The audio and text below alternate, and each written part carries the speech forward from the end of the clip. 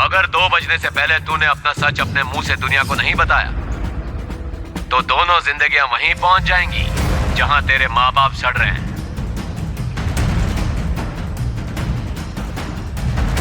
वेद को समझ नहीं आ रहा था कि अब वो क्या करे, सावित्री को बचाए या कियारा को, या फिर अपनी आइडेंटिटी का सच सबके सामने रिवील कर दे। भाग जा वेद, बेटा भाग जा। कल से हमारा बदला लेने के लिए आज तुझे जिंदा रहना होगा वेद।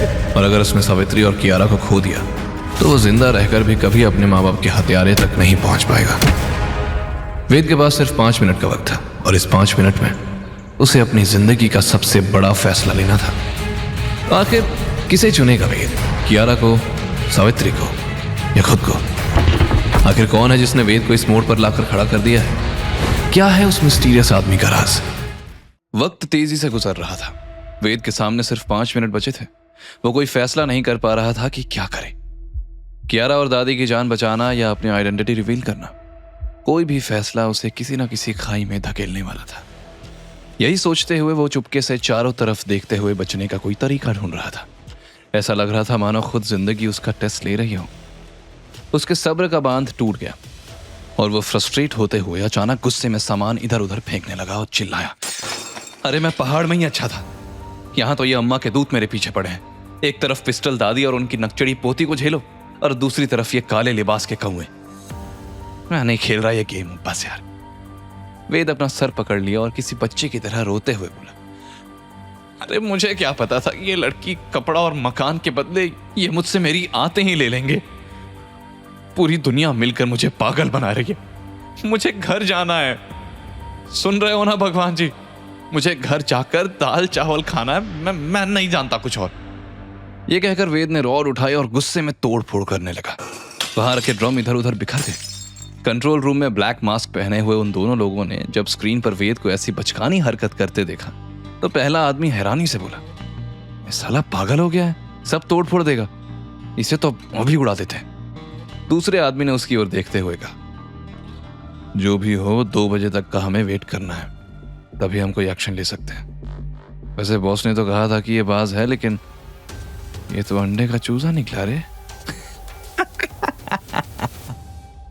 दोनों जोर जोर से हंसते हुए कैमरे की तरफ देख रहे थे। तभी वेद रॉड घसीटते हुए दूसरी तरफ पड़ने लगा और अगले ही पल रॉड के घसीटने से निकलती चिंगारी की वजह से एक ड्रम में ब्लास्ट हुआ और चारों तरफ आग फैलने लगी। ये देखकर दोनों आदमी हक्के बक्के रह गए। नीचे सामान में लगी आग देखकर वेद डरते हुए पीछे हटने लगा। उसका चेहरा आग की लपटों की रोशनी से चमक रहा था, लेकिन उसकी आंखों में ऐसा खौफ नजर आ रहा था जो उसके बचपन की डरावनी याद का गवाह था।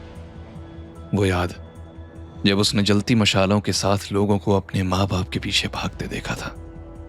उसी वक्त कंट्रोल रूम में बैठा पहला आदमी हड़बड़ा कर उठा और बोला, शिट, गोदाम में आग बढ़ती जा रही है, हमें जल्दी यहां से निकलना होगा। इसे लिए बिना नहीं जा सकते, अगर ये मर गया तो बॉस हमें जिंदा जला देंगे। बॉस के खास इंस्ट्रक्शंस है। ठीक है, इससे पहले कि ये खुद भी जाए और हमें भी ले जाए, मैं बैकअप बुलाता हूं। तब तक नीचे चलते हैं, समय नहीं है हमारे पास। आग इतनी तेज है कि 2 मिनट में पूरी फैक्ट्री खाक हो जाएगी। Backup team, move in now, target in the fire zone. फिर दोनों तेजी से नीचे दौड़े। नीचे धुआं इतना घना था कि सांस लेना मुश्किल हो गया था। वेद खांसते हुए पीछे हटा, लेकिन अब उसकी आंखों में डर नहीं, एक प्लान था। वे दोनों आदमी वेद को धुएं के बीच में खोजने लगे। उन्हें वेद एक कोने में बेहोश मिला। उन्होंने तुरंत वेद को उठाया और आग से बचते हुए बाहर भागे। बाहर दोनों आदमी धुएं से खांसने लगे। उनकी पकड़ वेद पर ढीली हुई और वेद ने मौके का फायदा उठाकर एक के घुटने पर जोरदार वार किया और दूसरे के चेहरे पर एक भारी घूंसा मारा। बस चंद सेकंड में वेद ने दोनों को ढेर कर दिया था। वेद ने उन दोनों के गले में वही ब्लैक स्नेक लॉकेट देखा और बुदबुदाया, कायर समझे क्या, फायर निकला मैं। मुझे पता था तुम लोग मुझे मरने नहीं दोगे, क्योंकि अगर तुम मारना चाहते तो पहले ही मार देते। असल में वेद जब बचने का रास्ता सोच रहा था तब उसे कोने में एक ड्रम नजर आया जिस पर एक केमिकल का नाम लिखा हुआ था जो हाईली फ्लेमेबल केमिकल था। बस तभी वेद को आग लगाने का आइडिया आया, लेकिन वेद को नहीं पता था कि असली बला अभी टली नहीं है। वो वहां से निकलता तभी पीछे से एक कड़क आवाज सुनाई दी, तुम्हारा वक्त खत्म वेद। आवाज सुनकर वेद ने पलट कर देखा तो पीछे 9 लोग एक जैसे कपड़े और मास्क पहने खड़े थे। सबसे आगे उनका लीडर लेदर का कोट पहने खड़ा था। एक्टिंग अच्छी कर लेते हो, लेकिन ये हीरोगिरी दिखाकर तुमने बहुत बड़ी गलती की है। अब 2 जिंदगियां ऊपर से धारने वाली हैं, और उसका जिम्मेदार कोई नहीं बल्कि तुम हो गए। वेद की आंखों में जरा भी हैरानी नहीं थी, जैसे वो पहले से जानता था कि वे लोग आएंगे। वो अपना दांव लेकर तैयार था। उसने कहा, दादी और कियारा को छोड़ दो, बदले में मैं तुम्हें वो आधी तस्वीर दे दूंगा जिसमें वो कोट छुपा है। ये सुनते ही लीडर चुप हो गया और सोचने लगा।